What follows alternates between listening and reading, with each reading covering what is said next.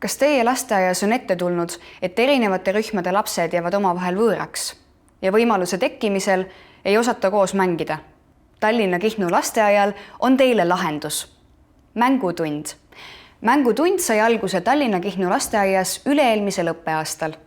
Eesmärgiks oli leida uusi lahendusi laste sotsiaalsete ja enesekohaste oskuste arengu toetamiseks. Mida see endast siis kujutab? Mängutund toimub reedeti. Meie lasteaias mängivad lapsed kõikjal. Üldkoridorides, treppidel ja teistes rühmades.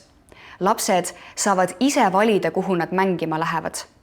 Laps võib minna naaberrühma sõbrale külla või üldkoridoris peenmotoorikat arendada seinamängude ja koridoris paiknevate mängulaudade kaudu, kus on palju erinevaid konstrueerimismänge. Aga see ei ole veel kõik. Lisaks uute mängukaaslaste leidmisele ja mängukeskkonna rikastamisele aitab mängutund lastel võõraid õpetajaid kergemini omaks võtta. Lasteaias ei ole sinu lapsed ja minu lapsed. Lasteaed on üks suur ühtne pere.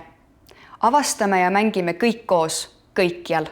Viime mängutunni igasse lasteaeda.